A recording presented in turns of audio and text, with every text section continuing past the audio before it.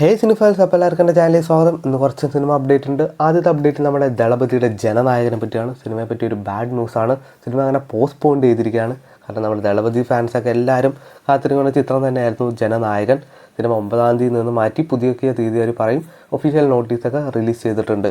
അപ്പോൾ എന്തായാലും book my ഷോകളൊക്കെ ചെയ്തവർക്കൊക്കെ refund എന്തായാലും ലഭിക്കും. സിനിമയിൽ കുറച്ച് കട്ട്സും പറഞ്ഞിട്ടുണ്ട്. നമ്മുടെ അറബിക് രാജ്യങ്ങളിലൊക്കെ ബാൻഡായിരുന്നല്ലോ. അപ്പോൾ എന്തായാലും ആ മാറ്റങ്ങളൊക്കെ വരുത്തി ജനനായകൻ എന്തായാലും ശക്തമായിട്ട് തന്നെ വരട്ടെ. എന്തായാലും അവർക്ക് വൻ നഷ്ടം തന്നെ ആയിരിക്കും. കാരണം ഒരു ദളപതി ചിത്രമൊന്നും വരാൻ പാടില്ലാത്തൊരവസ്ഥ തന്നെയായിരുന്നു ഇത്. നമ്മുടെ മെർസലിനാണെങ്കിൽ പോലും കുറേ സിനിമകളിലായി പോലും ഇതുപോലത്തെ കുറച്ച് അവസ്ഥകൾ വന്നിട്ടുണ്ട്. അവർ സോൾവും ചെയ്തിട്ടുണ്ട്. പക്ഷേ അദ്ദേഹത്തിൻ്റെ ഒരു ഫെയർവെൽ സംഭവത്തിന് ഇത് പറ്റിയത് ഒരു ബാഡ് ഇൻസിഡൻറ്റ് തന്നെ ആയിരുന്നു. അപ്പോൾ നിങ്ങളുടെ തോട്ട്സൊക്കെ എന്തായാലും കമൻറ്റ് ചെയ്യുക.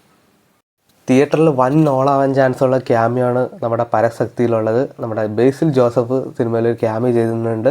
അപ്പോൾ എന്തായാലും ഒരു കിട്ടുന്ന റോള് തന്നെ ആവട്ടെ.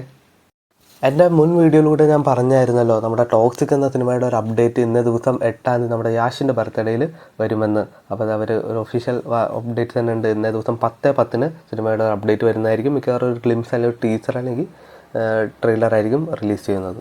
ഗിരീഷ് ഷെഡി ഡയറക്റ്റ് ചെയ്യുന്ന ചിത്രമാണല്ലോ ബെത്ലേഹം കുടുംബ യൂണിറ്റ്. നമ്മുടെ നിവിൻ പോളിയാണ് നായിക, മമിത ബൈജുവാണ് നായിക. അപ്പോൾ അത് ലൊക്കേഷനിൽ പുതിയൊരു സ്കില്ല് വന്നിട്ടുണ്ട്. അത്യാവശ്യം നല്ലൊരു കിടിലൻ ലുക്കിൽ തന്നെയാണ് നമ്മുടെ നിവിൻ. അപ്പോൾ എന്തായാലും നല്ലൊരു സിനിമ തന്നെ ആവട്ടെ. ജിസ് ജോയ് അദ്ദേഹം അടുത്തായിട്ട് ഡയറക്റ്റ് ചെയ്യാൻ പോകുന്ന ചിത്രത്തെ പറ്റിയൊരു അപ്ഡേറ്റ്സ് പറഞ്ഞിട്ടുണ്ട്. അതായത് നമ്മുടെ ബോബി സഞ്ജയ് സ്ക്രിപ്റ്റ് ചെയ്യുന്ന സിനിമയിൽ വിജയരാഘവനും ആസിഫ് അലിയും ആയിരിക്കും നായകൻ. അപ്പോൾ എന്തായാലും നമ്മുടെ പഴയ ജിസ് ജോയും ആസിഫ് അലി കോംബോ ഒരു വളരെ മികച്ച കോംബോ തന്നെയാണ്. ആ കോംബോയിൽ ഇനി അടുത്തൊരു സിനിമയും ഒരു മികച്ച സിനിമ തന്നെ ആവട്ടെ. ചിരഞ്ജീവിയുടെ അടുത്ത പടത്തിലേക്ക് നമ്മുടെ ലാലേട്ടൻ ഒരു ക്യാമി ചെയ്യുന്നതായിട്ട് റിപ്പോർട്ട്സ് വന്നിട്ടുണ്ടായിരുന്നു. ലാലേട്ടൻ ആ സിനിമയിൽ നിന്ന് പിന്മാറിയെന്ന് ഒരു റിപ്പോർട്ട്സ് വന്നിട്ടുണ്ട്. കാരണം അവർക്ക് ലാലേട്ടൻ്റെ സാലറി അഫോർഡ് ചെയ്യാൻ പറ്റില്ലെന്നാണ് റിപ്പോർട്ട്സ് പറഞ്ഞിരിക്കുന്നത്. അതായത് ഒരു 30 കോടി ഏകദേശമാണ് ലാലേട്ടൻ ചോദിച്ചിരിക്കുന്നത്. അത്രയും കോടിയിൽ നമ്മുടെ ലാലേട്ടനെ അവർക്ക് അക്സെപ്റ്റ് ചെയ്യാൻ പറ്റില്ല എന്നാണ് പറഞ്ഞത്. എന്തായാലും അത് ഗുണമായോ അല്ലെങ്കിൽ ദോഷമായോ നമുക്കറിയില്ല. കണ്ണപ്പ പോലത്തെ ഒരു റോളാണെങ്കിൽ അത് ഒഴിവായത് എത്രയും നല്ലത് തന്നെയാണ്. ഈ വർഷത്തെ നമ്മുടെ ലാലേട്ടൻ്റെ റിലീസ് അങ്ങനെ എത്തിയിരിക്കുകയാണ്. നമ്മുടെ റൺ ബേബി റണ്ണും ഇറങ്ങുന്നുണ്ട്. അതുപോലെ തന്നെ ജനുവരി മാസം നമ്മുടെ ഉദയനാണ് താരവും റിലീസ് ചെയ്യുന്നുണ്ട്. നമ്മുടെ റൺ ബേബി റൺ അങ്ങനെ ജാനുവരി 16-ാം തീയതിയാണ് അവർ റിലീസ് ഡേറ്റ് വെച്ചിരിക്കണം. എന്തായാലും ഒരു ഒഫീഷ്യൽ അപ്ഡേറ്റിന് വേണ്ടി നമുക്ക് വെയിറ്റ്. ജനുവരി 9-ാം തീയതി നമ്മുടെ പ്രഭാസ് നായകനായ ചിത്രമാണല്ലോ രാജാ സാബ്. സിനിമയുടെ ബുക്കിംഗ് അങ്ങനെ ഇന്നേ ദിവസം രാവിലെ 10 മണിക്ക് സ്റ്റാർട്ട് ചെയ്യുന്നതായിരിക്കും. 2026-ലെ മോസ്റ്റ് അവൈറ്റഡ് മൂവി തന്നെയാണല്ലോ ജയിലർ 2.